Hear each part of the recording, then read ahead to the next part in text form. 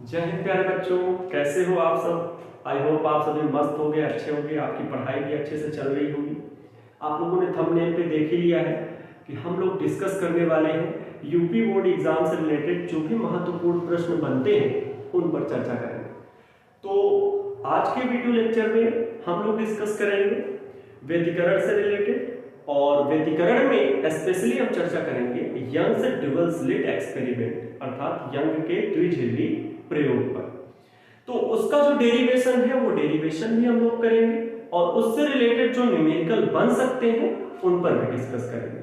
तो बहुत ही इंपॉर्टेंट ये वीडियो रहने वाला है, तो इस लेक्चर को ध्यान से लास्ट तक देखिएगा और जो भी आपको इंपॉर्टेंट लगे वो आप नोट पॉइंट पे लिखते हुए चलिएगा। हालांकि सबकी नोट्स बन चुकी होगी, अब इतने भी लापरवाह नहीं होंगे आप लोग कि एग्जाम अब बहुत नजदीक है, प्रैक्टिकल की तैयारियां हो चुकी हैं, प्रैक्टिकल चल भी रहे हैं, तो इतने लापरवाह नहीं होंगे, आपकी नोट्स बनी होगी। हाँ, लेकिन रिवीजन के लिए आप लोग तैयार हैं। रिवीजन के लिए यही तरीका है कि आप जो भी पढ़ चुके हैं उसको आप कॉपी में अपने आप कैसे लिख सकते हैं। जैसे प्री बोर्ड होता है, इसका रीजन यही होता है कि आप अच्छे से क्वेश्चन को लिखना सीख सकें, है ना। तो इन सब बातों का ध्यान रखते हुए आपके पास भी अगर वीडियो आप देख रहे हो तो आपके पास कॉपी हो और पेन, और जो भी आप यहाँ से सीखें उसको आप नोट डाउन करते हुए चलें और खुद से करने का प्रयास करते। तो बिना देरी करते हुए शुरू करते हैं। यस, माय नेम इज आनंद अवस्थी और आप देख रहे हैं बहुत दिनों बाद आने वाला ऑनलाइन चैनल संकल्प करियर। ऐसी बात नहीं, दरअसल होता क्या है, बहुत बिजी शेड्यूल रहता है। मैंने कॉलेज भी ज्वाइन किया हुआ है और ऑफलाइन बैचेस बहुत हो जाते हैं 11th एंड 12th, और साथ साथ में जेई और नीट के भी बच्चे प्रिपरेशन करते हैं, तो उनके भी डाउट क्लियर करने के लिए नाइट सेशन भी हो जाता है कभी कभी। तो इस वजह से काम बहुत ज़्यादा हो जाता है और टाइम मिल नहीं पाता है, और फिर छोटी मोटी व्यवस्थाओं से होने की वजह से कभी हम लाइव नहीं आ पाते हैं। आज भी देख रहे हैं जैसा कि चैप्टर का नाम ही है इंटरफेरेंस ऑफ लाइट, और आज की लाइट आपको दिख रही होगी, मेरी शैडो पीछे दिख रही है, तो उस वजह से कोई लाइट का उतना अच्छा स्कोप यहाँ दिख नहीं रहा है।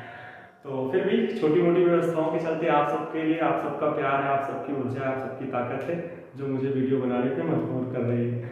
तो बहुत अच्छा सेशन भी रहने वाला है, मुझे भी लगता है इससे आपको फायदा मिलेगा, डेफिनेटली फायदा मिलेगा।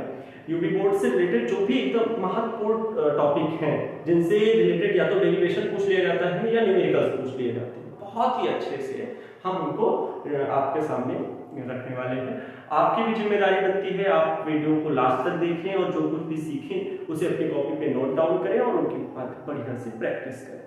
तो आपके सामने अगर आप जेईई नीट की तैयारी भी कर रहे हैं, एंट्रेंस एग्जाम देने के लिए, सीयूईटी भी होता है आप एंट्रेंस टेस्ट के लिए, क्योंकि आगे की लाइफ में जो लोग आजकल बच्चे कंपटीशन के लिए जागरूक हैं, वो ऐसा नहीं है कि बैठे हुए हैं साल, तो सभी अपने अपने क्षेत्र में फील्ड में जिस फील्ड में वर्क करना चाहते हैं, जिसमें इंटरेस्ट वो रखते हैं, उसके लिए तैयार है। तो कंपटीशन को लेकिन अभी अब 1 महीने के लिए ब्रेक करना है और आपको अपने बोर्ड एग्जाम पर फोकस करना है।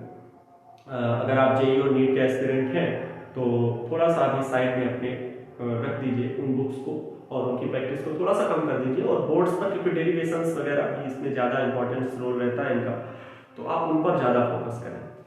तो चलिए बिना देरी करते हुए शुरू करते हैं। आज हम लोग क्या पढ़ने वाले हैं, व्यतिकरण से रिलेटेड इंटरफेरेंस ऑफ लाइट।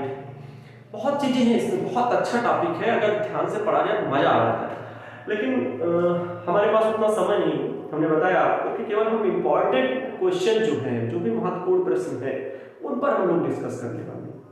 तो बहुत सारी बातें हैं इस चैप्टर से रिलेटेड, तो उनको आप लोग पढ़ लीजिए और बेसिक्स क्लियर कर लीजिए, बेसिक्स क्लियर कर लीजिए। थोड़ा सा मैं इस पर प्रकाश डालना चाहूंगा इन बातों पर कि व्यतिकरण इंटरफेरेंस ऑफ लाइट, तो जिसमें आप लोग पढ़ते हो संपोषी व्यतिकरण और विनाशी व्यतिकरण, मतलब कंस्ट्रक्टिव इंटरफेरेंस और डिस्ट्रक्टिव इंटरफेरेंस।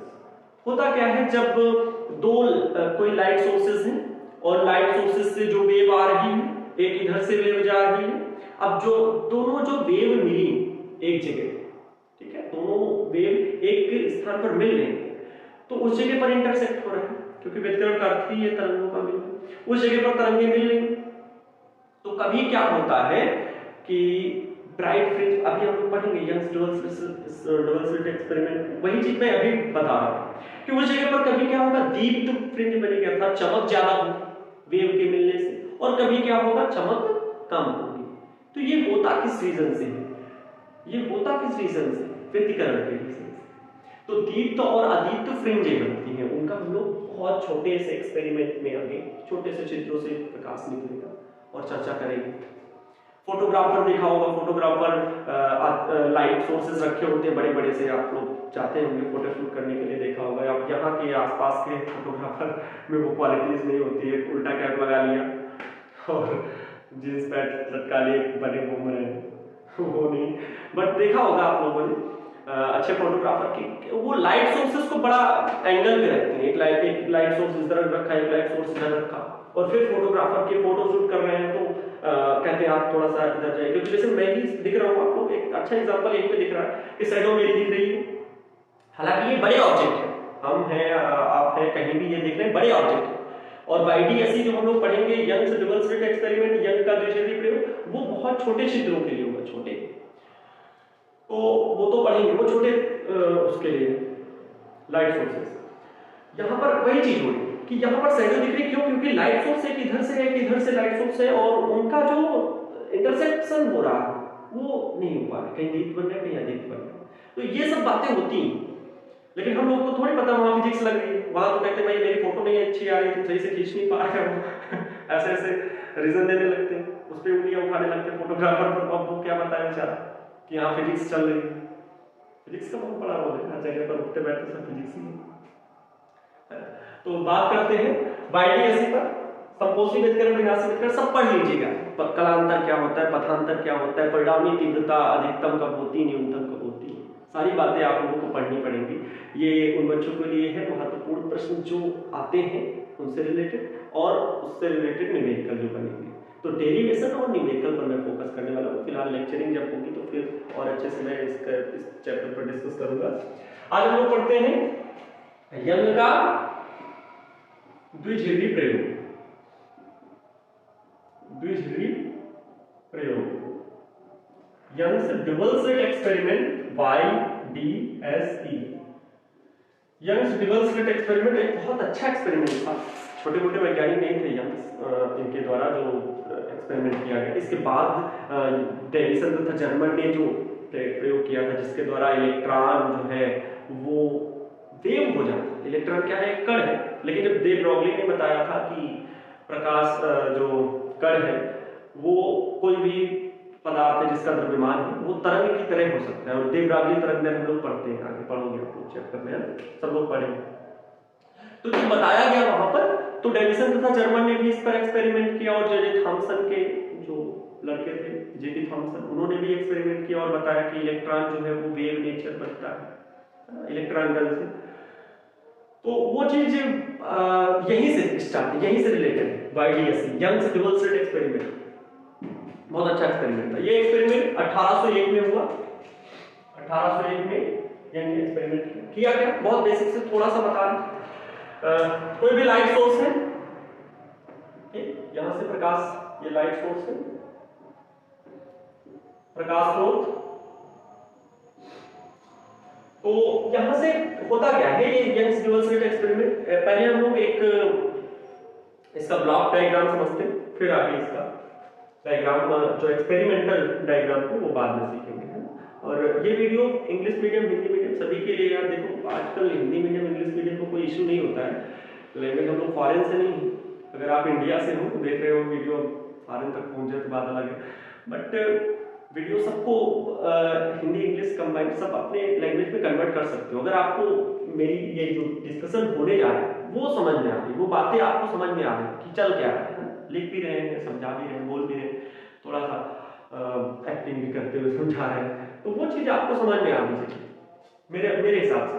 तो आप किसी भी बोर्ड से हो, किसी भी मीडियम से हो, ये इसकी कोई इशू नहीं, आप बस समझिए। तो यंग्स ने किया क्या, एक कार्डबोर्ड का टुकड़ा लिया, कार्डबोर्ड ले लो, कांच का टुकड़ा ले लो, कांच का टुकड़ा लिया और बिल्कुल ब्लैक एक कार्बन से दोनों तरफ पेंट कर दिया, कार्बन से, और फिर कार्बन से कैसे बनाए, चलो छोड़ो, मान लो कार्बन से ही पूरे उसमें क्या है, इस पे पेंट। अब इसमें से दो बहुत पतली बहुत पतली, एकदम बारीक, बहुत पतली झिल्लियां, एकदम पतली स्लिट, स्लिट जिन्हें बोलते हो आप, दो बहुत पतली स्लिट काटी, हिंदी में बोले तो झिल्ली, दो बहुत पतली एकदम, आप पेंट कर दीजिए कांच को और ब्लेड से बिल्कुल पतली, ब्लेड से पतली सी चीर बना दीजिए इसे, वो दिख रही होगी। अब ये चीर बने और ये लाइट सोर्स, यहां से जो प्रकाश चला वो इन दो झिल्लियों से, दो स्लिट से वो करके बाहर निकला और सामने के पर्दा, सामने के पर्दा। तो होता क्या है, बहुत नॉर्मल सा हम ऐसे बना रहे थे।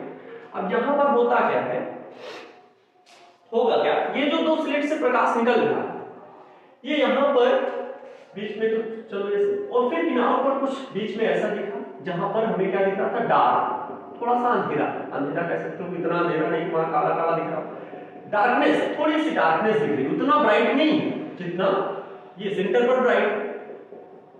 तो कुछ ना कुछ तो रीजन होगा ना, ये जो सेंटर पर ब्राइट बन रहा है क्यों बन रहा है, और किनारों पर थोड़ा सा डार्क है क्यों डार्क है, फिर आगे धीरे धीरे ऐसे फिर थोड़ी दूर पर डार्क है, फिर ब्राइट, फिर डार्क है, फिर ब्राइट है, ऐसा क्यों दिख रहा है, कोई ना कोई तो रीजन होगा। तो यही है YDS, Young's dual slit experiment. इसको आप घर पे भी कर सकते हो इस एक्सपेरिमेंट को, वैसे नहीं हो पाएगा जितना अच्छा ये एक्सपेरिमेंट था, बट आप एक कांच का लो और कार्बन या तो उस पर पेंट कर दो, कार्बन को फैला दो, या आप कोई दीपक जला करके उसको कुछ देर रख करके उसके कार्बन उस पर कांच पर आ जाएगा, और फिर किसी मान लो माचिस की तीली को ही आगे से पीछे पतला कर दो और फिर उस पे पतली सी बारीक सी झिल्लियां बना दो, बहुत पतली, एक बहुत पतली बारीक सी झिल्ली बना दो। मैं ऐसे एक्सपेरिमेंट करने के लिए आपको घर पे बोल रहा हूँ। तो उस पर झिल्लियां बना दीजिए और फिर रात में किसी लाइट सोर्स से आप उस पर प्रकाश डाल के देखिएगा, और सामने कोई भी पेंट की हुई दीवार और उस पर देखिए, थोड़ा बहुत तो दिख ही जाएगा एक्सपेरिमेंट, आप साइंटिस्ट बन जाओगे, फिजिक्स आपको इंटरेस्ट आने लगेगा, है ना। और रात में 1 बजे घर वालों को जगा के कहिएगा, ये देखिए मैं यंग्स डुअल स्लिट एक्सपेरिमेंट मैंने भी किया है, ये देखिए मम्मी पापा उठो, दीदी उठो, देखो चेक करो।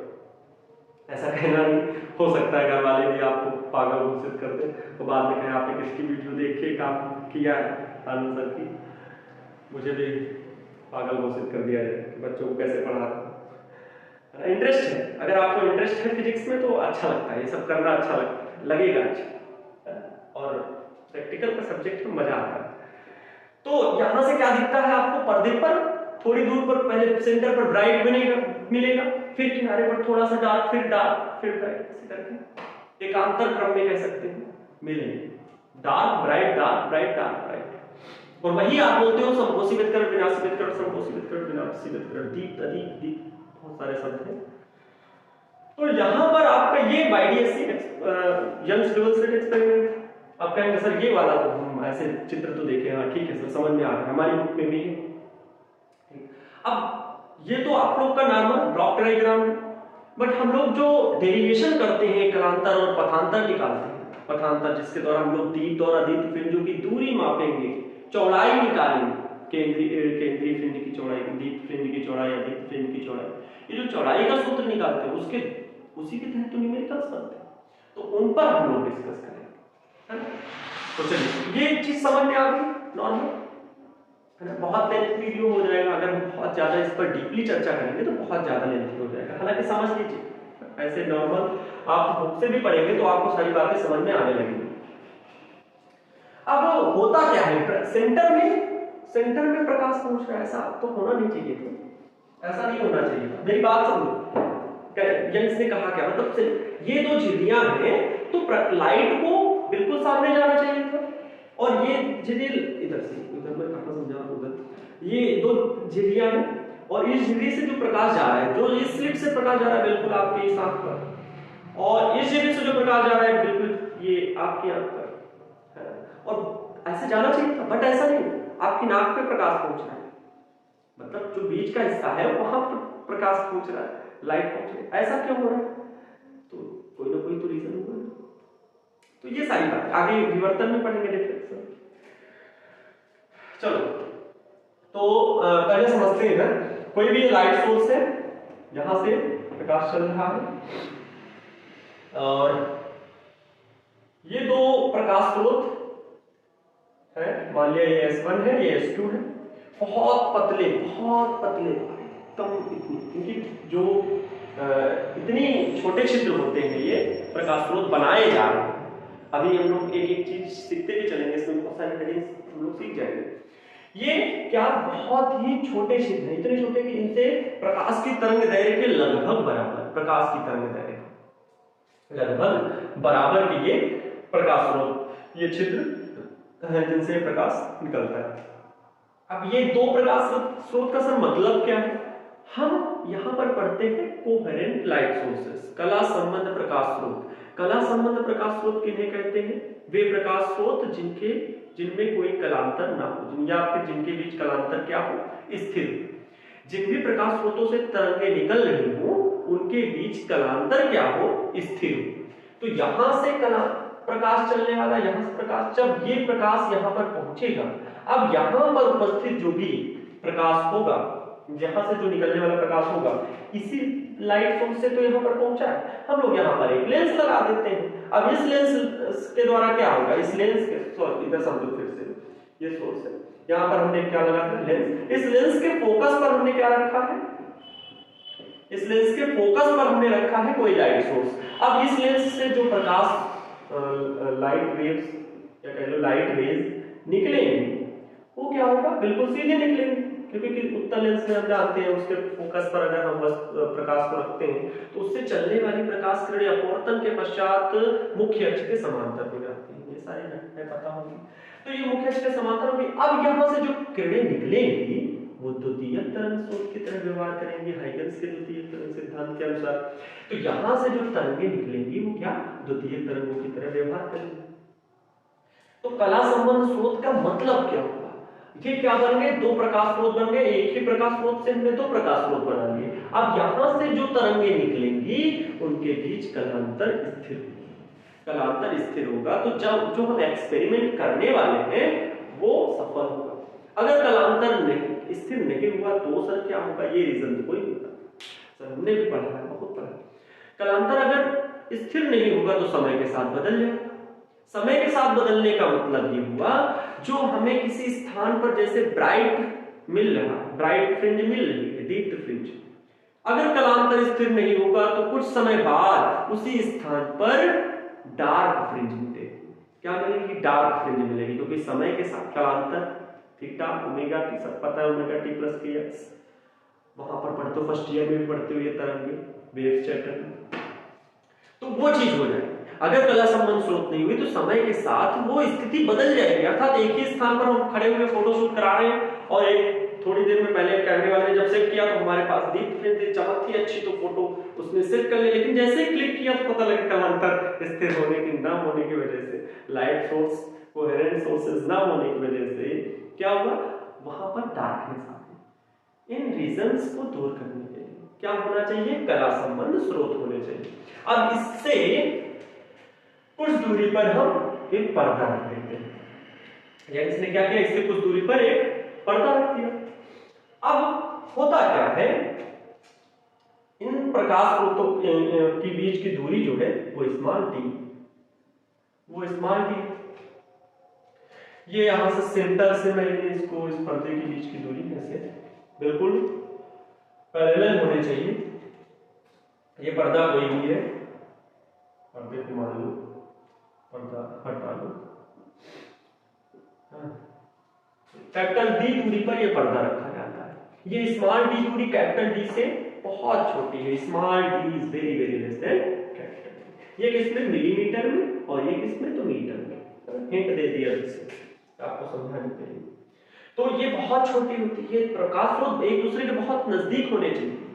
प्रकाश स्रोत क्या होना चाहिए? एक दूसरे के बहुत नजदीक होने चाहिए। यहां पर क्या होता है? प्रकाश स्रोत यहां से चलता है, ये इस प्रकाश किरणें द्वितीयक तरंग स्रोत की तरह व्यवहार करती, चारों ओर कंपन होता है कणों का, पता है ना हाइगन्स का तरंग सिद्धांत। ये फिर इस पर स्पर्श रेखा हम खींचते हैं, है ना, स्पर्श रेखा सर आप तो बहुत बताते चले जा रहे हैं, आपका वीडियो लेंथी होता जा रहा है, टॉपिक पर बात करें।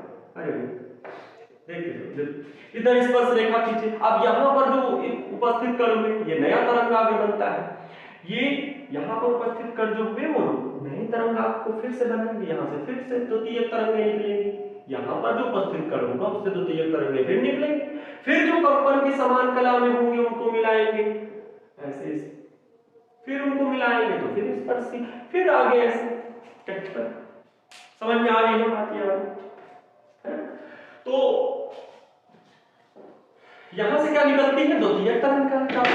अब यहां इसके बीच में सेंटर में मैंने इसको मिलाया है, यहां से द्वितीय तरंग क्या मिलेगी, यहां से जाके यहां पर मिलेंगे, ये क्या कहलाता है, केंद्रीय फ्रिंज कहलाता है। यहां पर चमक सबसे ज्यादा होती है, यहां पर चमक क्या होती है, सबसे ज्यादा होती है। क्यों ऐसा, क्यों सर? यहां पर दीप्त फ्रिंज ही बनेगी, आप ऐसा क्यों? सेंटर ब्राइट केंद्रीय फ्रिंज जिसे बोलते हैं, क्या बोलते हैं, केंद्रीय फ्रिंज, केंद्रीय फ्रिंज, सेंटर ब्राइट, केंद्रीय दीप्त फ्रिंज, सेंटर ब्राइट फ्रिंज, ऐसा बोलते थे। तो सर ऐसा क्यों आप बोल रहे हैं दीप्त फ्रिंज ही बनेगी?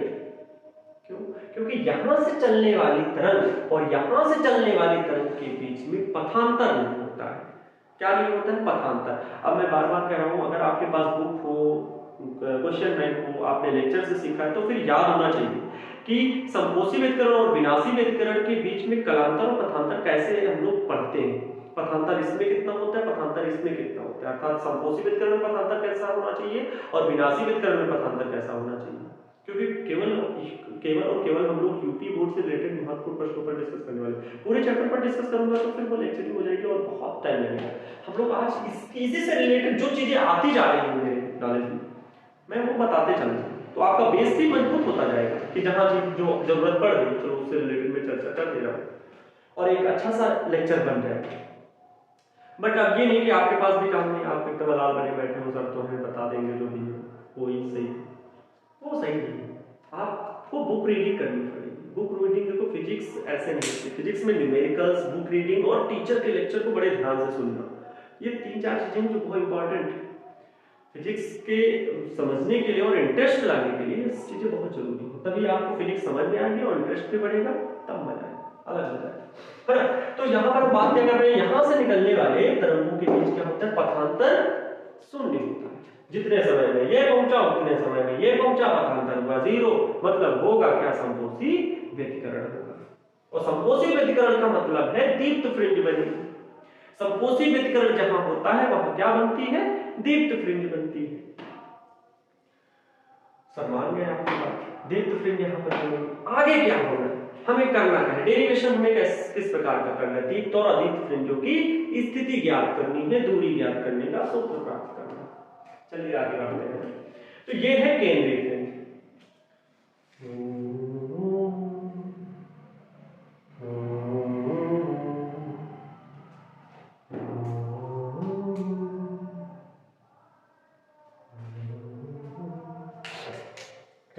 अब यहां से होगा क्या, हम यहां प्रकाश जहां से द्वितीय तरंगें निकलती, अब आगे भी इस तरह से अगर हम मान लें कोई भी परिस्थिति, नीचे भी बताया आपको, एक्सपेरिमेंट करके आप देखोगे, इधर भी क्या दीप्त अदीप्त बनती है, कांतिक्रम में चली जा रही, इधर भी दीप्त ऐसे आगे एकदम समान दूरी पर, वो तो आगे भी चर्चा करेंगे दूरी पर कितनी दूरी पर। तो माना यहां से ये केंद्रीय दीप्त है, सेंटर ब्राइट है सी, यहां से किसी बिंदु P पर हमें दीप्त बन रही है फ्रिंज की, अदीप्त बन रही है फ्रिंज, हमें स्थिति ज्ञात करनी, ठीक, हमें स्थिति ज्ञात करनी। ये केंद्रीय दीप्त हो गई, सब पता हो गया, यहां से चलने वाली तरंगों के बीच कोई पथांतर नहीं होगा, इसलिए वहां पर क्या बनी, दीप्त फ्रिंज। क्योंकि पथांतर अगर शून्य है तो हम जानते हैं वहां पर संपोषी व्यतिकरण होता है, जहां संपोषी व्यतिकरण अदीप्त फ्रिंज बनती है। क्या होगा, तो यहां से प्रकाश तरंग निकली, वहां पर पहुंची, S2 प्रकाश स्रोत से भी जो तरंग निकली बिंदु P पर पहुंची, क्योंकि वहां पर हमें व्यतिकरण को देखना है, संपोषी होगा कि विनाशी होगा, दोनों स्थितियां हो सकती हैं। तो दीप्त और अदीप्त की स्थिति क्या बनेगी, दूरी का सूत्र क्या होगा, दीप्त संपोषी व्यतिकरण के लिए पथांतर क्या होता है, हम लोग n लैम्डा पढ़ते हैं, n जहां पर वैल्यू 1 2 3 4 5, और उसके लिए पथांतर कितना होना चाहिए, 2n-1 λ/2 बिना सीमित करके के लिए। तो ये चीजें आपके नॉलेज में रहनी चाहिए, तभी आपको पूरी ये लेक्चर समझ में आएगा। तो यहां से S1 प्रकाश स्रोत से एक तरंग निकली और एक प्रकाश स्रोत से तरंग कहां से निकली, S2। तो यहां पर जाके मिल रही, अब हमें चेक करना है कि इसकी दूरी कितनी है, ये दूरी कितनी है हमें नहीं पता, ये दूरी y, मैंने मान लिया y ऐसे y छोटे वाली, ये दूरी कितनी है हमें ये ज्ञात करना है। ये पर्दे के बीच की दूरी कितनी है, कैपिटल D है, कितनी है, कैपिटल D है। ए पर्दे, ये दोनों प्रकाश स्रोतों के बीच की दूरी कितनी है, स्मॉल d की। चलो डेरिवेशन करते हैं।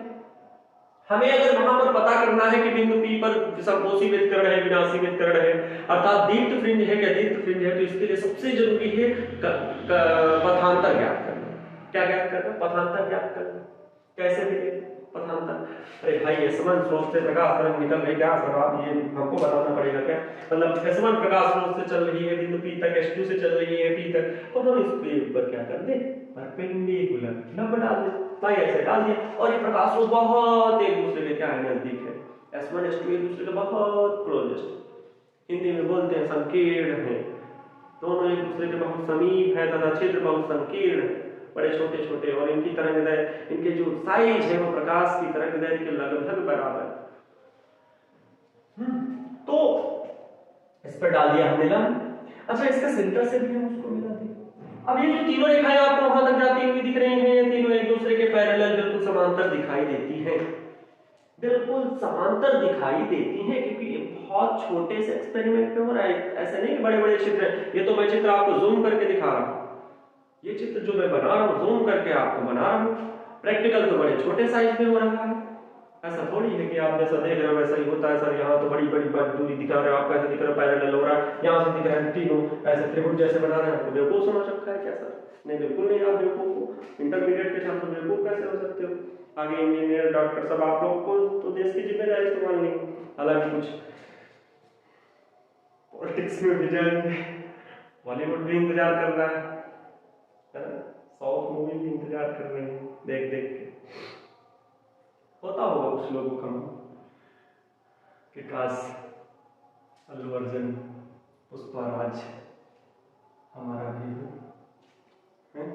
हो सकता है।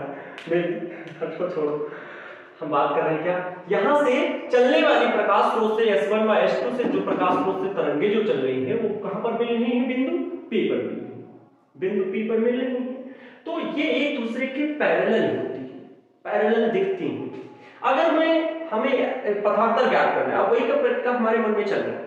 अच्छा, कोई चीज रटो नहीं, ऐसा नहीं कि रट लिया चल दिया काम हो गया, हमारा रिपोर्ट निकल गया। कॉन्सेप्ट को पकड़ो कि अगर हमें मैथमेटिक्स भी यूज करनी है फिजिक्स में, तो थोड़ा सा प्रयोग कैसे करें, पथांतर निकालना है, चलो मिला दो, लाइन में मिला दी, वहां से निकलने वाले प्रकाश तरंग की किरणें जो भी ऐसे मिली, वो चीज आपको करनी है, फिर आगे अपना माइंड वर्क करेगा। इस माइंड को थोड़ा सा यूज करो, आगे फ्यूचर के लिए बचा के रखो फालतू काम।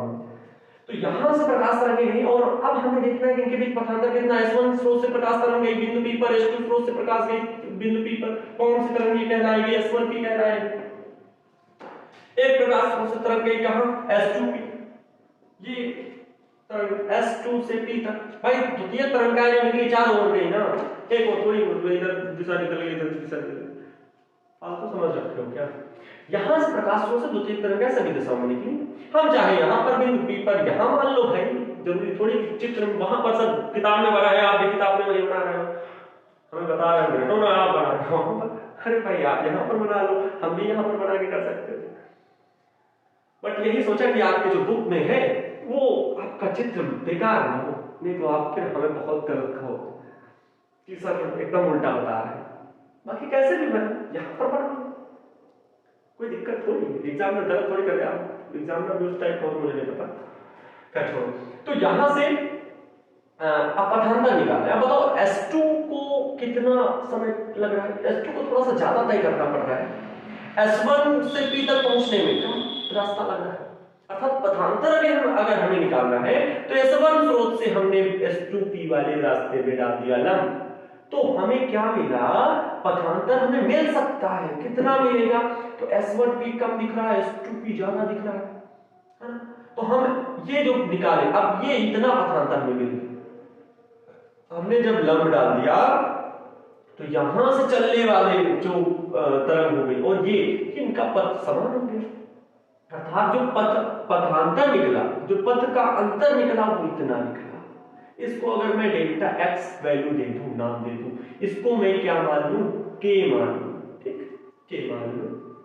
अब यहां से अगर कहा जाए कि पथांतर कितना है, तो S2P minus S1P, S2P minus S1P,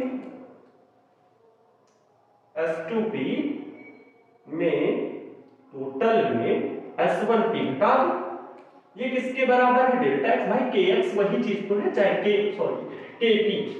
P चाहे घटा दो या S1P घटा दो, अर्थात पथांतर हम S2P में S1P घटा रहे हैं तो कितनी वैल्यू मिलेगी, कितनी वैल्यू मिलेगी, दिख रहा है ये S1P बराबर कितना मिलेगा, डेल्टा एक्स, क्योंकि इस वैल्यू को हमने कितना माना है, डेल्टा एक्स, ये पथांतर निकल आ गया, हो गया था derivation, S2P minus S1P equal to delta x, हो गया, पथांतर मिल गया।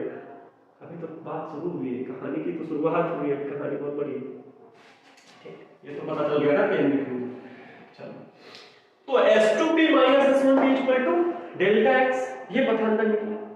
अब अगर हम इसे मैथमेटिकली थोड़ा सा आगे बढ़े, इस कोण को मैं मान ले रहा हूं थीटा, इस कोण को क्या मान ले रहा हूं, थीटा। अब ये कोण थीटा तो सब बहुत नजदीक है, इस कोण को, इस लाइन को मैं आगे बढ़ा रहा हूं, समझिएगा ये डेल्टा एक्स है, इस कोण को, इस लाइन को मैं आगे बढ़ा रहा हूं, तो ये कोण भी थीटा, अरे सर ये लाइन ये लाइन ये लाइन ये लाइन तो समान ही तो है, क्या हो जाएगा, ये भी थीटा हो जाएगा, बिल्कुल सही कहा सर, मानते हैं आपकी बात। तो ये कोण थीटा, तो ये टोटल कितना है, टोटल कितना है मेरे प्यारे बच्चों, ये टोटल है 90, ये टोटल है कितना, 90, जूम करके देखो, जूम कर लो, थोड़ा सा वीडियो को जूम करके देख सकते हो, जूम हो जाता होगा, ये क्या हो जाएगा, 90 हो जाएगा, ये लाइन देखो, ये कितना टोटल 90, ये वाला थीटा, तो इतना कोण कितना हो, छोड़ो इतना साफ कर दो, ये इतना कोण केवल कितना होगा भाई, डेल्टा एक्स को मुझे बार बार साफ करना पड़ रहा है, 90 minus theta, 90 minus theta, 90 minus theta नहीं, 90 माइनस थीटा, ये कितना, ये तो डेल्टा एक्स वैल्यू है। अब सर ठीक है, आपकी बात मान के 90 माइनस थीटा, और ये तो परपेंडिकुलर था ना, ये वाली लाइन इस लाइन पे परपेंडिकुलर थी, तो वो भी 90, ये 90 डिग्री का एंगल, तो ये कितना कोण होगा, बुक में तो सर लिखा है थीटा, बट एक्सपेरिमेंट कॉन्सेप्ट, यहां से 90 माइनस थीटा, ये 90 और त्रिभुज के तीनों अंतःकोणों का योग है ना, ट्रायंगल के जितने भी अंतःकोण वाले इनका योग जो होता है सभी को कितना होता है, 180 डिग्री, 180 अंश, तो ये 90 हो गया, ये 90 minus theta, 90 plus 90 minus theta plus इसको मान लो x बराबर 180, घटाओगे कितना आएगा, थीटा, वाह सर। अब ये चीज तो समझ में आ गई कि हाँ ये कोण थीटा क्यों, इसको साफ कर देना, ये है डेल्टा एक्स, समझिएगा, ये कोण थीटा है, ये वैल्यू हमने मानी है डेल्टा एक्स, ये वैल्यू है डी, तो अगर ये कोण थीटा, ये पथांतर, हम इस यहां पर त्रिभुज देखो बन रहा है, एक त्रिभुज क्या बन रहा है, मैं लैंग्वेज नहीं लिख रहा हूं, लैंग्वेज आप लोग लिखिएगा कि माना एक प्रकाश स्रोत एस है, लाइट सोर्स, इसकी लैंग्वेज अभी बोल दूंगा, सब एक्सपेरिमेंट होने को अभी चलने दो, आप भी इसी दिन लौट के आओ वापस, जो हम लोग एक्सपेरिमेंट कर रहे हैं, ठीक, जो हम लोग डेरिवेशन कर रहे हैं उस पे आगे बढ़ रहे हैं। ये कोण थीटा, इसमें एक ट्रायंगल बन रहा है, क्या ट्रायंगल बन रहा है, S1, कौन सा ट्रायंगल बन रहा है, तो समकोण त्रिभुज बन रहा है ना, तो समकोण त्रिभुज कौन सा, S1 के S2, S1 के S2 से, S1 के S2 से क्या हो जाएगा, S1 के S2, बिल्कुल सही सर। अगर हम इस पे क्या ये वैल्यू होगी, ये 90 डिग्री एंगल के सामने वाली कोण कर्ड होगी, और एक कर्ड होगी, ये आधार, ये नहीं, कोण के सामने वाली भुजा लंब होती है, ये लंब हो जाएगी, कोण के, ये कोण हमें ज्ञात हो गया है, ये कोण के सामने वाली भुजा लंब, ये क्या होगी 90 कोण के सामने वाली भुजा कर्ण। तो हम साइन थीटा लगा सकते हैं, साइन थीटा बराबर लंब बटे कर्ण होता है, लंब बटे कर्ण। तो लंब क्या हो जाएगा डेल्टा एक्स बटे कर्ण बोले तो ये S1 की वैल्यू कितनी है d, क्या है स्मॉल d है। यहां से डेल्टा x की वैल्यू क्या मिलेगी, यहां से अगर हम d को इधर भेज दें तो d sin theta is equal to delta x, d sin theta is equal to delta x मिलेगा कि नहीं मिलेगा, मिलेगा ना, d sin theta is equal to delta x। ठीक है सर, आगे तो sin theta to delta x, हमें वैल्यू y और d ये सब इंक्लूड, हमें तो ये वैल्यू चाहिए y यहां पर दी प्रतीक वो सब पर चर्चा करनी है ना। तो इसके लिए हम क्या d sin theta equal to delta x लिखा हुआ है। sin थीटा को जरा गौर करो, थीटा बहुत सूक्ष्म है, ये बहुत सूक्ष्म है, बहुत छोटे छोटे कोण बनते हैं।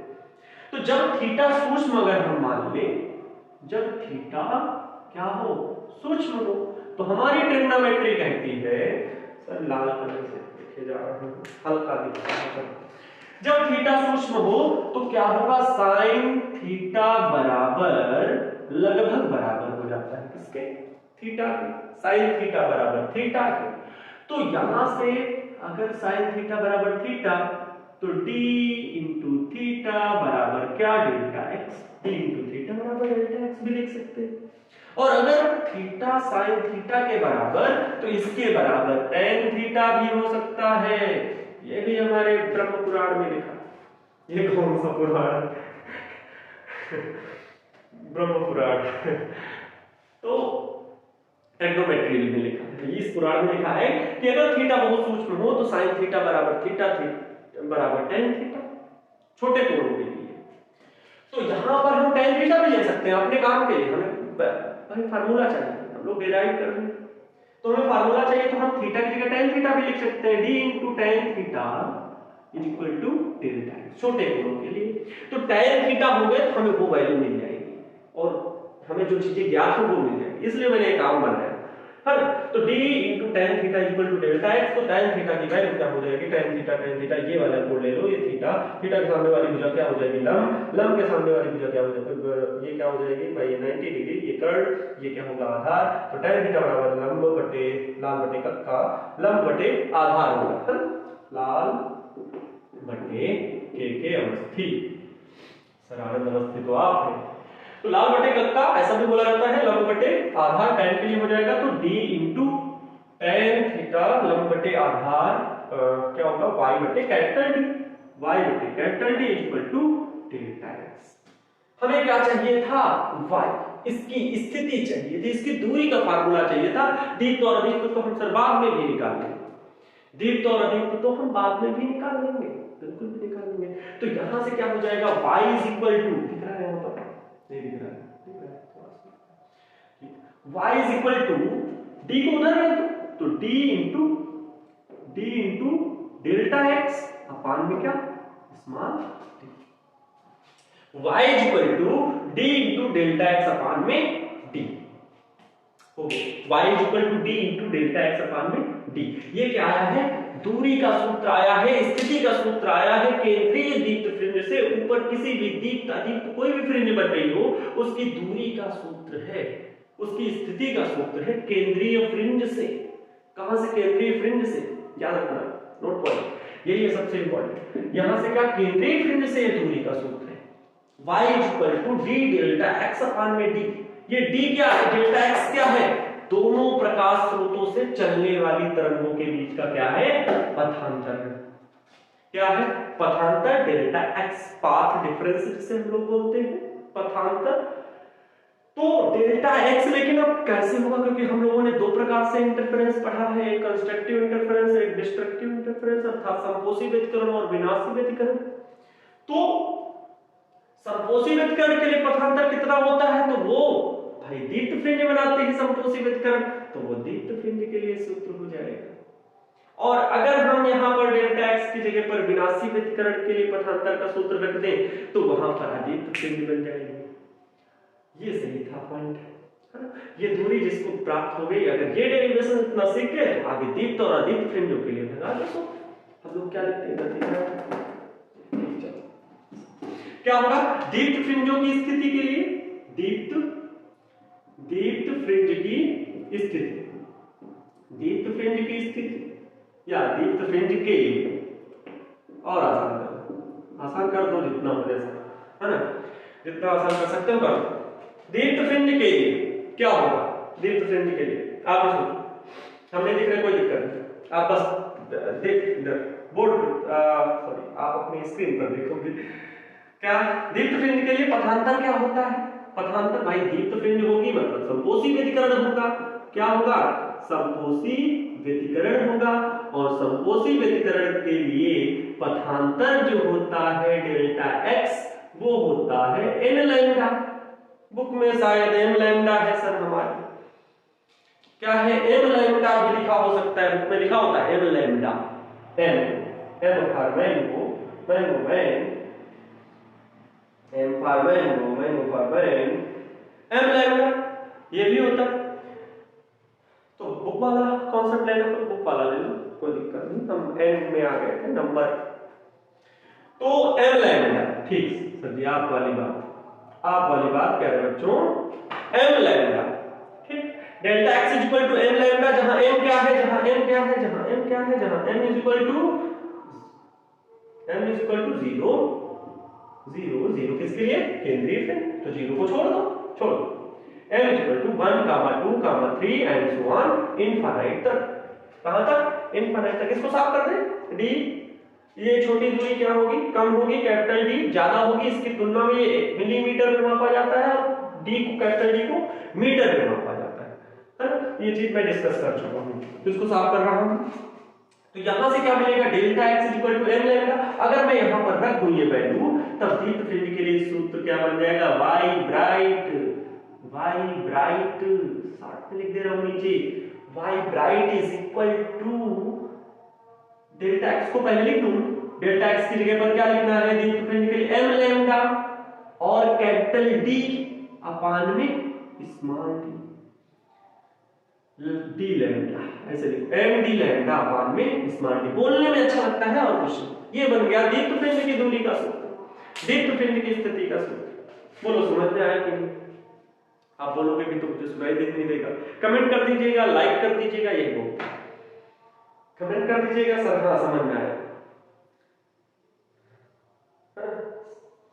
कमेंट कर दीजिएगा आप लोग कि सर समझ में आ गया, अच्छा लगा, और वीडियो बनाइए, हम लोग और पढ़ेंगे, हम भी पढ़ाएंगे, क्या है जीवन ही आपको समर्पित है आप सभी के लिए, ठीक।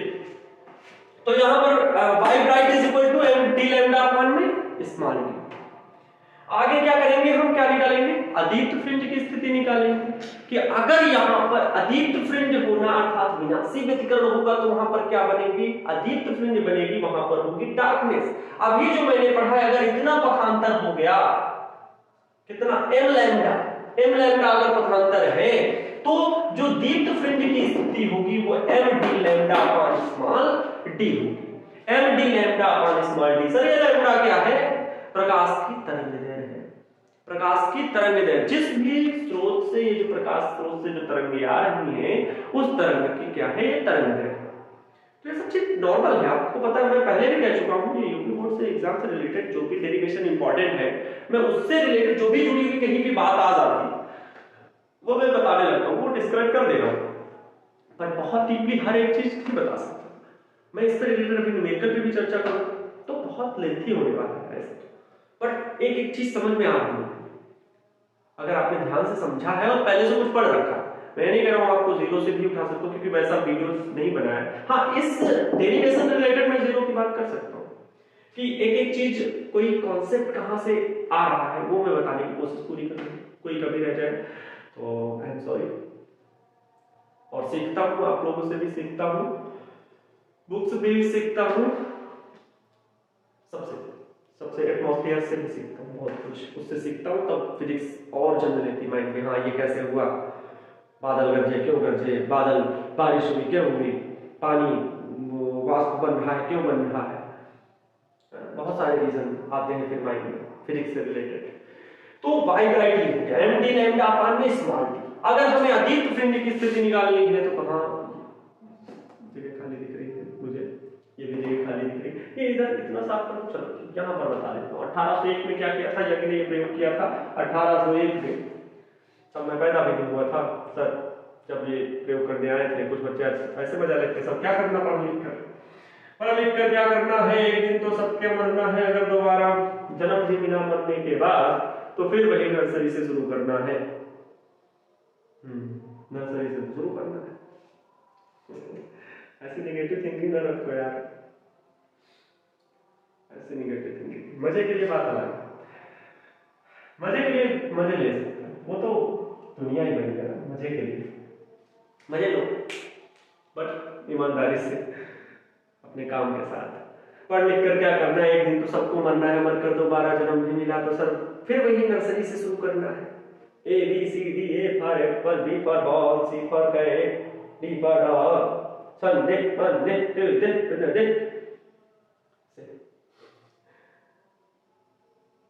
चलो रील्स देख देख कितना बिगड़ गया। आगे बढ़ते हैं, तो हमें क्या पढ़ना, अदीप्त फ्रिंज की स्थिति बात करनी है। अदीप्त फ्रिंज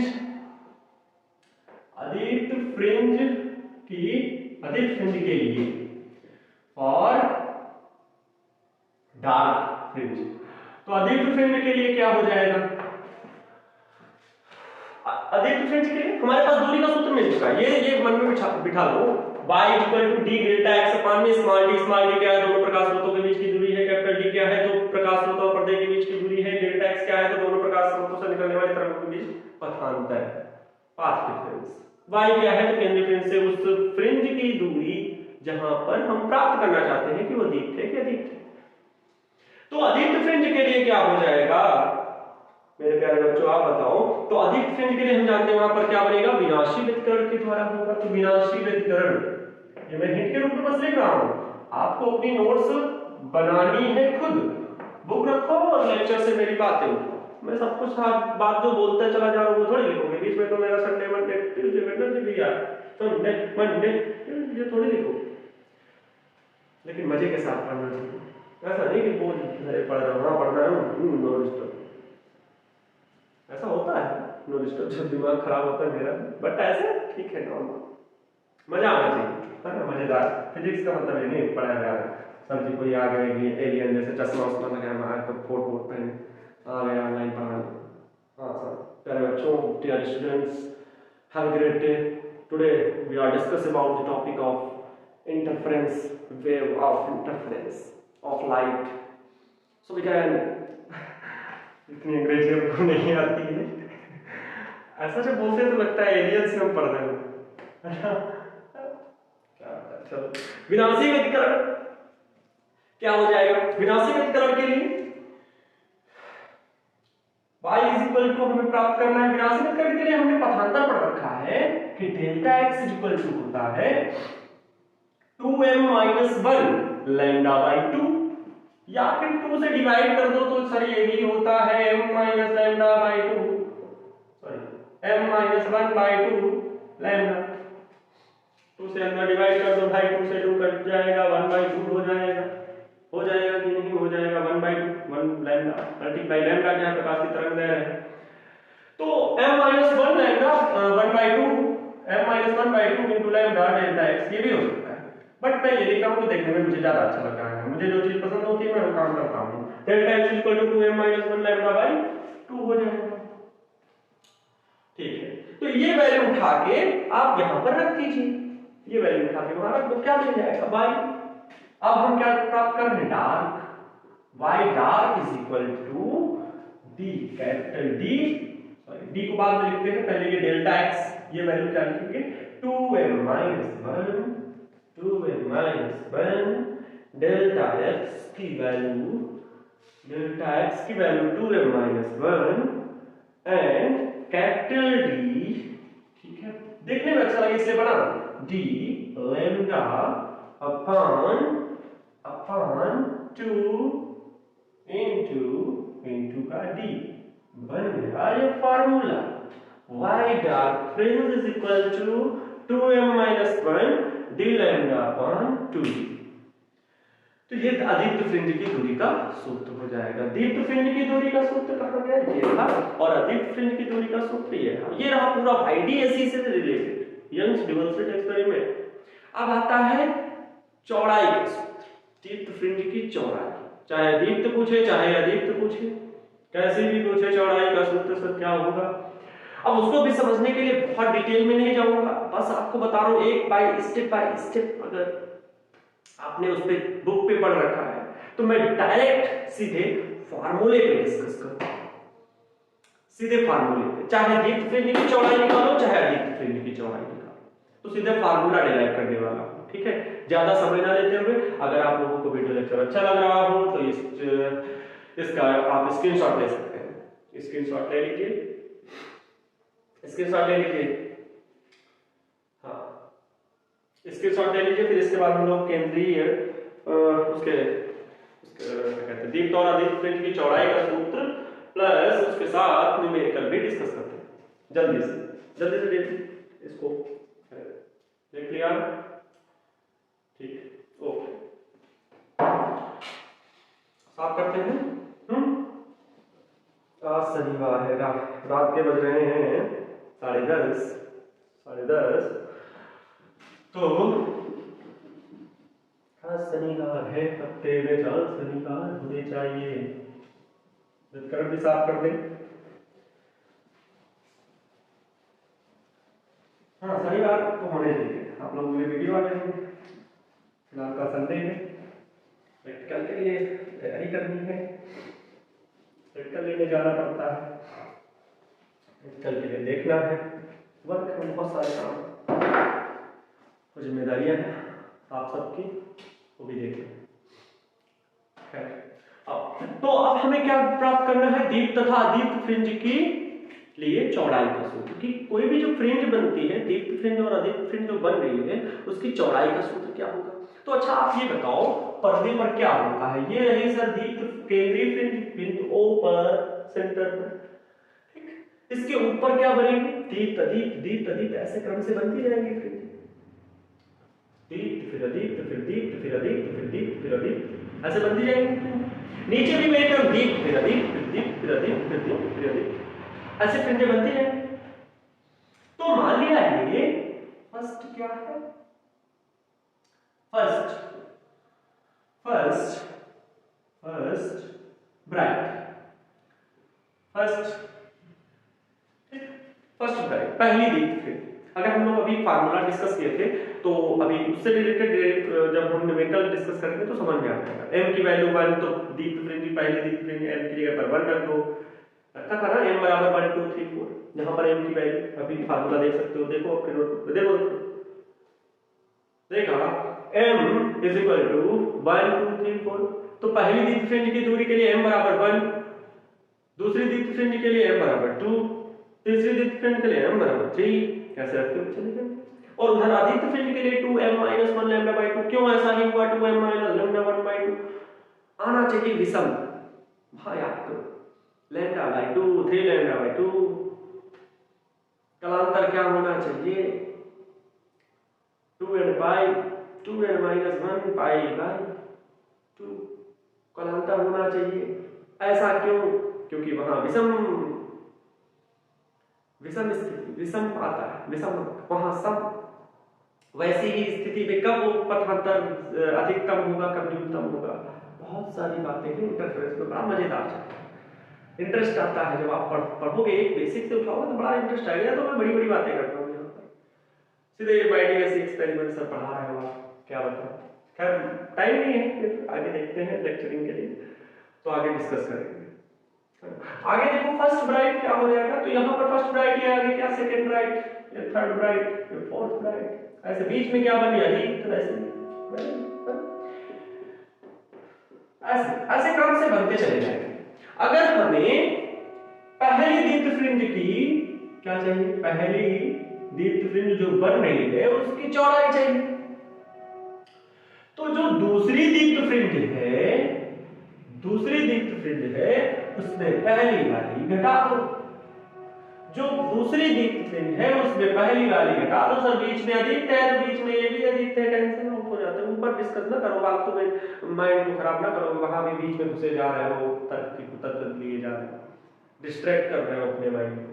तो दूसरी दीप्त में पहली अदीप्त को माइनस कर दोगे। भाई इधर समझो, आपको इतनी यहां से ये केंद्रीय दीप्त हो गई, ठीक, केंद्रीय दीप्त। इसके बाद आपको पहली अदीप्त की दूरी चाहिए। तो मान लो यहां से टोटल ये दूसरी वाली की इतनी दूरी, तो यहां से दूसरी जितनी दूरी है, दूसरा यहां पर है, पहला यहां पर, तो यहां से दूसरा जितनी दूरी पर है, यहां से पहले वाली की जितनी दूरी है वो माइनस कर दो, तो आपको पहली दीप्त पिंड की क्या मिल जाएगी, चौड़ाई मिल जाएगी। चाहे दीप्त पिंड कहे चाहे अदीप्त पिंड कहे, पहले इससे ऊपर वाली, इससे जस्ट ऊपर वाली, अर्थात अगर ये n कह रहे हो तो ये n+1 वाली, इसमें से इसको माइनस करना, समझ रहे हो ना, इसमें से इसको माइनस करना है। तो आपको वो दीप्त पिंड बोले तो दीप्त पिंड, अदीप्त पिंड बोले तो अदीप्त पिंड की स्थिति, उसकी चौड़ाई का सूत्र मिल जाएगा। करेक्ट, कर सकते हो, खुद से भी कर सकते हो। चलो ज्यादा समय ना लेते हुए देखो क्या हो जाएगा, अगर हम दीप्त फ्रिंज की चौड़ाई के लिए सूत्र प्राप्त करेंगे, इधर से दिख रहा है, ठीक, दीप्त फ्रिंज की चौड़ाई के लिए सूत्र, तो दीप्त फ्रिंज के लिए चौड़ाई के लिए सूत्र क्या होगा, हम क्या कहेंगे भाई, जो वाई ब्राइट है, Y bright GHT, Y bright, इसके लिए सूत्र क्या पढ़े हो, m delta x m lambda, तो ये पढ़े चुके हैं, m d lambda upon small d, ये पढ़े। तो अगर हमको ym की ये वैल्यू पता है, दीप्त पिंड के लिए पढ़ रहे ym के लिए पता है, क्योंकि यहां देखो हमें ym+1, इसकी स्थिति क्या होगी, तो m+1 d lambda upon small, हमें तो चौड़ाई चाहिए, दीप्त फ्रिंज की चौड़ाई के लिए हम लोग इसको रिप्रेजेंट करते हैं, w से लिखते हैं सर, w से लिखते हैं, तो w इक्वल टू होता है yn+1 ym, एक अधिक दीप्त फ्रिंज की दूरी, पहली वाली जस्ट उसकी दूरी को बता दो, -1 कर मिल जाएगा। क्या मिलेगा, yn+1 m+1 into d lambda upon small d minus इसकी m d lambda upon small d, इसको मल्टीप्लाई करो, m d lambda upon small d plus 1 से मल्टीप्लाई होगा तो d lambda upon small d minus m d lambda upon small d, ये बर्बाद हो जाएगा, दूसरे को बर्बाद कर देंगे, आबाद कर देंगे, क्या बचेगा, d lambda upon small d, दिख रहा है, ये दिख रहा है, दिखेगा क्या नहीं, ठीक, ये कैंसिल आउट, क्या मिलेगा, w is equal to d lambda upon small d lambda upon small, मिल गया ये चौड़ाई का सूत्र। फील करो, थोड़ा सा फीलिंग चाहिए फिजिक्स को समझने के लिए, इमेजिन करो, फील करो, इमेजिन करो, ये दोनों चीजें कांसेप्ट लगते हैं फिजिक्स को समझने। तो ये हो जाएगा केंद्रीय फ्रिंज की चौड़ाई का सूत्र। अगर हम कहें कि दीप्त फ्रिंज की चौड़ाई का सूत्र सर ये निकाल लिया, अदीप्त फ्रिंज की चौड़ाई कितनी होगी, चलो ये निकाल लगाते हैं, इधर साइड अदीप्त फ्रिंज की चौड़ाई के लिए सूत्र, इसको मैं शुरू करूंगा इस पर, अदीप्त फ्रिंज की चौड़ाई के लिए रेड मार्क, इसके लिए कम लग रही है, तो इसके लिए अदीप्त फ्रिंज की चौड़ाई के लिए सूत्र क्या करते हैं, चलो इधर अदीप्त फ्रिंज लिख दे रहा हूं, अदीप्त फ्रिंज, राइटिंग नहीं सही बना रहा हूं क्योंकि लेट हो रहा है, अदीप्त फ्रिंज की दूरी, अदीप्त फ्रिंज की चौड़ाई के लिए सूत्र क्या हो जाएगा, वही ना yn की अगर मैं बात करूं, अगर nv अदीप्त फ्रिंज की दूरी की मैं बात करूं, nv अदीप्त फ्रिंज की स्थिति केंद्रीय फ्रिंज से कितनी होती है, तो 2m-1 d lambda upon 2d, ये होती है, अभी फार्मूला देखा था। अगर मैं yn+1 की बात करूं तो ये हो जाएगा 2n+1, क्यों कहते हैं वो, यहाँ n+1 कहाँ है, n+1, देखो n यही होता है, इस पे कहीं m लिख दो कहीं n लिख दो, भाई नंबर के लिए m आ जाता है याद, तो m लिख देता हूँ, और कोई दिक्कत नहीं है, आप कुछ भी लिखो, इसके लिए कोई दिक्कत नहीं है, आप पाबंद नहीं है m लिखेंगे, मैंने आपके बुक के अकॉर्डिंग मैंने लिख दिया है, बाकी कॉन्सेप्ट में n नंबर जो याद होते हैं, nv दीप्त MOV थोड़ा अटपटा सा आता है, इसलिए मैं n मान के डेरिवेशन करता हूँ। तो ym+1, क्योंकि n क्या है यहाँ पे भी नंबर है, स्थिति है, तो ym+1 टू m की जगह कितना लिखना है, m+1, ये बड़ा ब्रैकेट बना दो, क्योंकि अब m की जगह मैं क्या लिख रहा हूँ, m+1 लिख रहा हूँ, और माइनस का ये वाला 1 समझ में आ रहा है, इधर समझ में आ रहा है, 2 m की जगह m+1 -1 d लैम्डा भाग में 2d। ठीक है सर, चलो इसको थोड़ा सा हल करते हैं। तो ये क्या हो जाएगा, 2m m+1 और ये +2 +2 -1 d लैम्डा भाग में 2। 2 में 1 गया तो 1 बचेगा, ये मिलेगा 2m+1 2m+1, क्योंकि +2 में -1 हट गया, तो 2 में 1 घटा 1 बचा, +2 में -1 तो +1 बचा, d लैम्डा भाग 2d। हमने अभी बताया कि चाहे दीप्त फ्रिंज हो चाहे अदीप्त फ्रिंज हो, आपको ym+1 में ym घटा देना है, तो w ym+1 माइनस कर दो, क्या मिलेगा, w 2m+1, इधर ये ym+1 की वैल्यू है, ठीक, क्या मिलेगा, 2m+1 d लैम्डा भाग में 2d माइनस ये पूरी वैल्यू 2m-1 और d लैम्डा भाग में 2d, d लैम्डा भाग में 2d दिख रहा है ना, ये चीज देखो, माइनस 2m-1 और d लैम्डा भाग में 2d, d लैम्डा भाग 2d सुनाई तो दे रहा है ना, ठीक, d लैम्डा भाग में 2d क्या मिल जाएगा, तो w d लैम्डा भाग 2d d लैम्डा भाग 2d, ये क्या मिलेगा, कॉमन मिलेगा। चलो अब समझ में आया, यहां क्या बचा, 2m+1, यहां पर -2m-1, इसमें माइनस इंटर करेगा तो सारा इंटरचेंज कर देगा, खतरनाक होता है, माइनस क्या करेगा, सबके सिंबल बदल देगा, 2m हो जाएगा माइनस का 2m प्लस का 2m, जो था वो माइनस का 2m बन गया, और जो माइनस का 1 था वो प्लस का 1 बन गया। बिल्कुल सही सर, 2m से 2m कैंसिल आउट, प्लस का 1 प्लस का 1 प्लस का 2, w equal to d lambda by 2d into 2 से 2 कैंसिल आउट, तो w इक्वल टू क्या मिला, दिख रहा है ना, w equal to d lambda by d, इसकी भी वैल्यू क्या मिल गई, अदीप्त फ्रिंज की d लैम्डा बाय में ठीक, w equal to d lambda by small d, चाहे अदीप्त फ्रिंज की दूरी का चौड़ाई का सूत्र हो चाहे दीप्त फ्रिंज की चौड़ाई का सूत्र हो, w equal to d lambda by में स्मॉल d, ये सूत्र हो जाएगा। ठीक है, ये सूत्र सब कुछ आपको पूरा बैटर समझ में आ गया।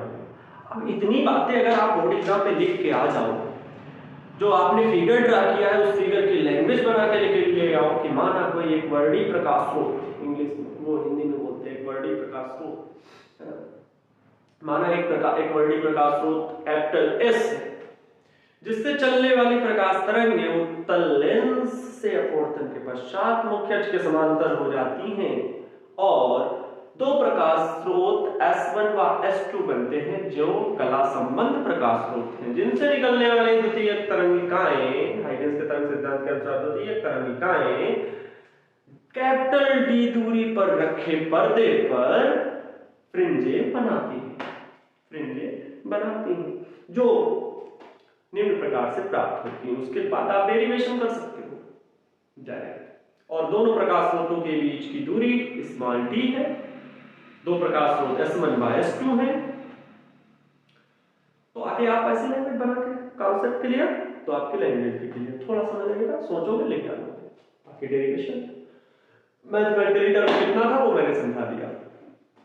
ठीक है, अब आपका कॉन्सेप्ट क्लियर है, आपको क्वेश्चन भी बनाने में नहीं देर लगेगी। चलिए स्क्रीनशॉट लीजिए, बहुत समय नहीं है, बहुत लंबा वीडियो है, जल्दी से करें, हो गया, चलो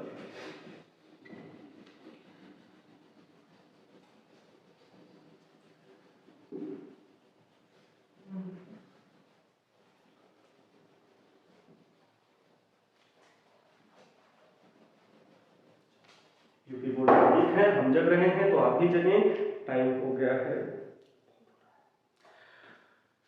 वीडियो अपलोड भी करना है, टाइम लगेगा। इंटरनेट की सुविधा जैसी तैसी है। तो आगे बात करते हैं न्यूमेरिकल। एक अच्छा सा न्यूमेरिकल देखते हैं और उसके बाद आपको बोलते हैं। तो एक न्यूमेरिकल देखिए, अनसॉल्व का न्यूमेरिकल है ये। अनसॉल्व है 2015 सेट नंबर 6। देख लीजिएगा आप लोग। अनसॉल्व का क्वेश्चन है, नॉर्मल सा क्वेश्चन है, बहुत लेंथी नहीं है। 3 नंबर में पूछा गया है, यंग के द्विस्लिट प्रयोग में स्लिटों के बीच की दूरी, यंग के द्विस्लिट प्रयोग में, ये द्विस्लिट प्रयोग था एक्सपेरिमेंट, ये 2 स्लिट S1 S2। कभी भी न्यूमेरिकल सॉल्व करो तो ये नहीं कि रटा रटा उठा के इसे हल करने लगे, अरे उसको फील करो, पूरा फिगर ड्रा करो और उस फिगर में देखो कि क्या हो रहा है। भाई फिगर में मतलब इमेजिन करो, फील करो वैसा, तो आपसे न्यूमेरिकल पक्का बनेगा, पक्का बनेगा। कॉन्सेप्ट क्लियर होना चाहिए। अगर रटे रटाए और ऐसे मार्केट में तो टीचर भी बहुत सारे हैं और स्टूडेंट भी बहुत सारे रट के बैठे हैं और कुछ भी पूछो, हाँ ऐसे दे दो, लेकिन कोई बना के अलग से क्वेश्चन रख दो तो फिर उनके बुक से पूछोगे तो बुक पढ़ेंगे एकदम, अरे इस प्रकार से क्या हमसे पूछो कोई क्वेश्चन कहेंगे बताने के लिए तैयार। तो वाकई में होता है ऐसा, बट कॉन्सेप्ट उतना ज्यादा मजबूत नहीं। तो रटने वाला फील ना रखो, फील करो क्वेश्चन को और उसके बाद जो वैल्यू दी है उनको साइड में नोट करो और क्वेश्चन को लगाना शुरू करो, चुटकियों में सॉल्व हो जाएगा।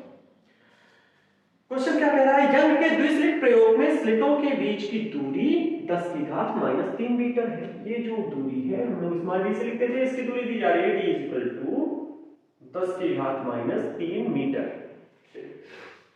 फिर आगे प्रश्न कह रहा है, स्लिटों तथा पर्दे के बीच की दूरी, जो लोग क्वेश्चन लिखना चाहते हैं, मैं बोल रहा हूँ अपना वीडियो पॉज करके थोड़ा सा स्पीड को नॉर्मल से पीछे ला करके, अगर वीडियो पसंद ना आए तो वीडियो को कर 2x स्पीड 1.5x स्पीड ऐसे भी कर सकते हैं, मल्टीप्लाई में करके देख डालो, हमें कोई फर्क नहीं पड़ता है। अगर आपको नहीं वीडियो अच्छा लगा तो डिसलाइक वाला भी ये दबा सकते हो, कोई दिक्कत नहीं है। वीडियो हम कमाने के लिए नहीं बैठे हैं यूट्यूब से, बीच में यूट्यूब चालू हुआ फिर बंद हुआ, तो ऐसी हमारे अंदर आदत नहीं है। आप सोचोगे डिसलाइक कर देंगे, बहुत सर का बुरा हाल हो जाएगा, कुछ भी नहीं फर्क पड़ने वाला है। आप लोगों के लिए आप अच्छा मानो, अच्छा है, आप सबके लिए प्यार आपका मिलना चाहिए, ये उम्मीद रखता हूँ आपसे। तो बीच की दूरी 10 की घात -3 मीटर है। स्लिटों तथा पर्दे के बीच की दूरी, स्लिटों तथा पर्दे के बीच की दूरी समझिएगा, स्लिटों ये स्लिट है और इनसे पर्दे के बीच की दूरी कैपिटल डी जिससे हम लोग लिखते थे, उसकी वैल्यू प्रश्न में दी गई है कैपिटल डी इक्वल टू, दिख रहा है कैपिटल डी इक्वल टू कितनी दी गई 3 मीटर, 3 मीटर दी गई। कैपिटल डी इक्वल टू कितना दिया गया है 3 मीटर दिया गया है, capital D equal to 3 metre. और फिर कह रहा है तथा फ्रिंज चौड़ाई, तथा फ्रिंज चौड़ाई जो भी यहाँ पर फ्रिंजे बन गई हैं उनकी चौड़ाई का भी सूत्र वैल्यू दे दी गई है 2.1 गुणे 10 की घात -3 मीटर पाई गई। प्रयोग में प्रयुक्त प्रकाश की तरंगदैर्घ्य ज्ञात कीजिए, प्रयोग में प्रयुक्त प्रकाश की तरंगदैर्घ्य ज्ञात कीजिए। चलिए क्वेश्चन लगाते हैं। प्रयोग में प्रयुक्त प्रकाश की तरंगदैर्घ्य ज्ञात कीजिए, क्वेश्चन मार्क। हमारी रूपरेखा तैयार, हमारा स्ट्रक्चर क्वेश्चन में तैयार है, जो क्वेश्चन हम बोलेंगे आप कर लेंगे, देखते नॉर्मल है कि यहाँ S1 प्रकाश स्रोत है, यहाँ से निकलने वाले जो भी प्रकाश आ रहा है, जो भी प्रकाश आपतित हो रहा है, उसकी तरंगदैर्घ्य ज्ञात करनी है, लैम्डा। तो lambda W D, W equal to हमें पता होता है, कोई जो D लैम्डा। आपके मन में बात चलने लगी कि इससे रिलेटेड क्या इन तीनों में कोई रिलेशन है, ये जो पूछ रहे हैं इन चारों पांचों में कोई रिलेशन है, कोई हमने फार्मूला पढ़ा है? हाँ डेफिनेटली पढ़ा है आपने फार्मूला। क्या पढ़ा है? W इक्वल टू चौड़ाई का सूत्र d lambda upon small d। अब चाहे वो दीप्त फ्रिंज बनने हो चाहे अदीप्त फ्रिंज बनने, उससे क्या फर्क पड़ता है? कोई नहीं फर्क पड़ता भाई, W equal to d lambda upon small d formula यही होता है दोनों के लिए। तो आपको ये फार्मूला लगा देना, क्योंकि लैम्डा यहाँ पर है, ये ज्ञात करना है, d आपको पता है, d स्मॉल d आपको पता है, W आपको पता है, क्या चाहिए लैम्डा। तो लैम्डा इक्वल टू क्या हो जाएगा, W इधर d को इधर भेज दो तो W इनटू मल्टीप्लाई में d चला जाएगा, अपान में ये d हो जाएगा, वैल्यू रख दो W की value 2.1 into 10 rays power -3 into small d की वैल्यू कितनी है 10 की पावर -3, ठीक है, और कैपिटल D की वैल्यू कितनी है अपान में 3, पॉइंट आउट 0 बढ़ा दो, 3 7 द 21 3 सतह 21, तो 21 7 आ गया, और 10 की पावर -3 10 की पावर -3, एक ये 10 है ना, यहाँ के 1 बचा, तो ये 10 बन गया, और ये 10 की पावर ऊपर जाएगी तो -1 बन जाएगी, तो -3 कितना हो जाएगा -6, और -10 की पावर -1 -7 हो जाएगा, अर्थात टोटल आ जाएगा 7 इंटू 10 रेज़ पावर -7, 7 गुणे 10 की घात में -7, क्या है लैम्डा। तरंगदैर्घ्य कहाँ है, ये हम लोग मीटर में, ये भी मीटर में वैल्यू, ये किसमें आएगा मीटर में, हालांकि तरंगदैर्घ्य को मीटर में नहीं दिया जाता है, एंगस्ट्रॉम में दिया जाता है। आंसर देखते हैं एक बार,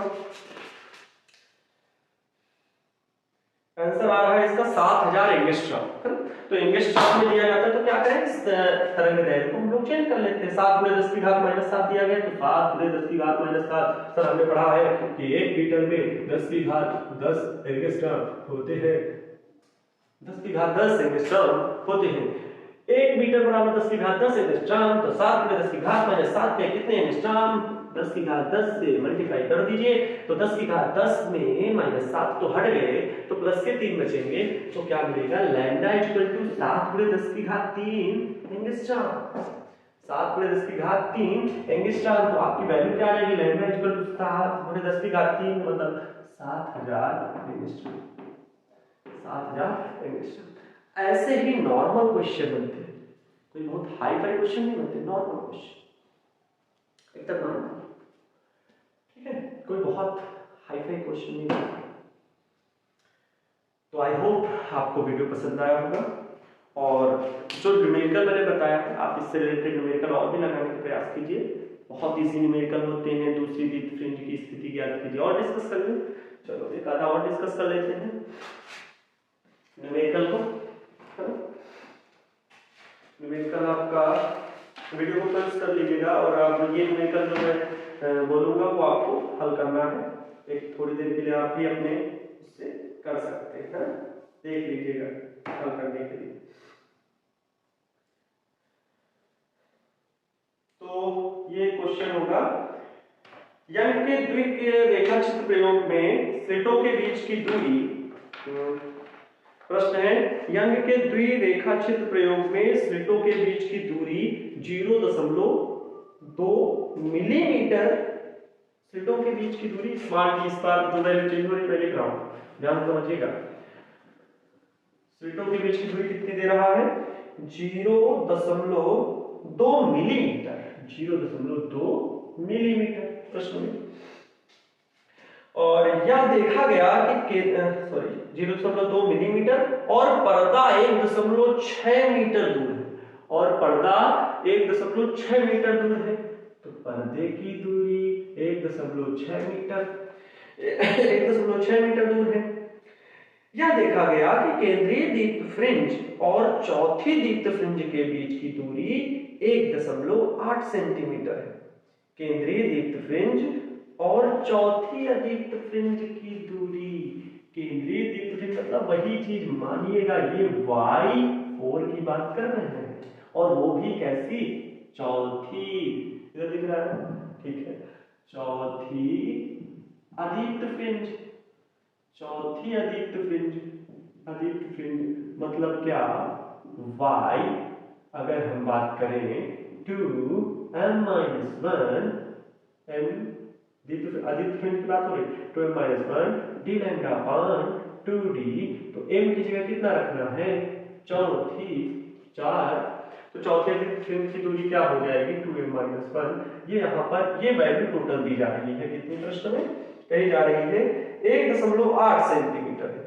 कितनी है 1.8 सेंटीमीटर है, 1.8 सेंटीमीटर, हाँ सेंटीमीटर में वैल्यू दी गई सेंटीमीटर है। तो प्रश्न में कह रहे हैं प्रयुक्त प्रकाश की तरंगदैर्घ्य ज्ञात कीजिए, फिर से वही घिसा पिटा क्वेश्चन, प्रयुक्त प्रकाश की तरंगदैर्घ्य ज्ञात कीजिए। अब बताओ ये कैसे लगेगा, प्रयुक्त प्रकाश की तरंगदैर्घ्य ज्ञात कीजिए, सब कुछ वैल्यू दी गई है आपको, ये वैल्यू y पता है आपको, है ना, लगा दें ये क्वेश्चन, वैसे ये होमवर्क के लिए देना चाहिए, लेकिन सर हम तो होमवर्क करते नहीं है, आप ही करा दो, आप ही करा दो सर, हम होमवर्क करते नहीं हैं, फालतू में आप हमारा मूड खराब करेंगे, कल से हम पढ़ेंगे भी नहीं आपकी वीडियो से, नहीं ऐसा नहीं। तो लैम्डा इज इक्वल टू क्या होगा, देखो यहाँ पर ये 2m-1 d लैम्डा अपान 2 की चौथी फिर की बात कर रहा है, तो m की जगह पर क्या रखना है 4 रखना है, तो क्या वैल्यू मिलेगी सीधे यहाँ समझो, ये यहाँ बड़ा सा तीर बना है 2m 2 × 4 - 1 d लैम्डा अपान में 2d, इसकी वैल्यू 1.8 सेंटीमीटर, तो 10 की घात -2 मीटर, क्योंकि ये मीटर में टोटल वैल्यू होती है। यहाँ से 2m - 4 × 8 4 × 8 -1 मतलब 7.2 2 को उधर भेजो, चलो चलो लिख दो पहले 7d लैम्डा, 7 इधर लिख रहे हैं, ठीक है 7d lambda upon 2d is equal to 1.8 × 10⁻²। Metre में हो गया। लैम्डा आपको याद करना है, डी और स्मॉल डी दिया गया है, क्यों घबरा रहे हैं भाई, लैम्डा इज इक्वल टू, इसको उधर भेजो, ये 1.8 × 10⁻², 2d 2 × d की वैल्यू 0.02 mm है, तो 10⁻³ से मल्टीप्लाई, तब तो वो मीटर में बनेगा, अपान में 7 × d भी जाएगा, तो d की वैल्यू 1.6 मीटर में, इसको चेंज करने की जरूरत नहीं। चलो हल कर लेते हैं, दशमलव से दशमलव बर्बाद हुआ, और यहाँ दशमलव उठाओ, सीधे या तो आप कह सकते हो 10 की घात में प्लस कर दो, माइनस में प्लस कर दो, तो चलो मैं 10 लिख लेता हूँ, ठीक है, अभी यही लिखिए 8 में उसको 2 दूनी 4 2 8 16 2 चौके 8, वही 4 चौके 16, 4 से डायरेक्ट काट दिया। फिर आगे क्या बन सकता है, ठीक है 2 9 बार जाएगा, 2 9 18 2 2 4 2 बचा। अब जितनी भी वैल्यू बच रही है मैं डायरेक्ट करके आगे लिख रहा हूँ, ज्यादा 9 × 10⁻², 10 की घात -2 10 की घात -3, ये 10 की घात भी ऊपर जाएगा, तो क्या बन जाएगा -2 -3 -5, और ये -1 -6 10 की घात -6 बटे, हल करने में ये 7 गुना 14 मतलब 7 × 2 = 14, तो 9 बटे 14 × 10 की घात -6 ये लैम्डा का है मीटर में। इसको आप लोग हल करिएगा, और समथिंग में आंसर बता दे रहा हूँ आपको, कितना आएगा 6428, ये आएगा 6428 दशमलव कुछ करके आ रहा है, 6428.55 या 5 इंग्लिश दिख रहा है, ये इतना आंसर आएगा, ठीक है। इसको आप लोग नहा धो के खा पी के बढ़िया से नींद लेके उसके बाद हल कर लेना, तो आपको वैल्यू आ जाएगी, हल कर लेना, भाग देके आप हल करेंगे तो वैल्यू मिल जाएगी। तो आई होप आप सभी को ये वीडियो पसंद आया होगा, अच्छा लगा होगा, अगर अच्छा लगे तो लाइक करिएगा, और हम नेक्स्ट वीडियो में भी फिर से वीडियो लेक्चर में डिस्कस करेंगे एक महत्वपूर्ण डेरिवेशन टॉपिक के बारे में, और उससे रिलेटेड न्यूमेरिकल के बारे में। पढ़ते रहिए, मस्त रहिए, दूसरों की भी हेल्प करें और खुद खुश रहें, अच्छा सा एनवायरनमेंट बना के रखें। तो मिलते हैं नेक्स्ट वीडियो लेक्चर में। जय हिंद, वंदे मातरम।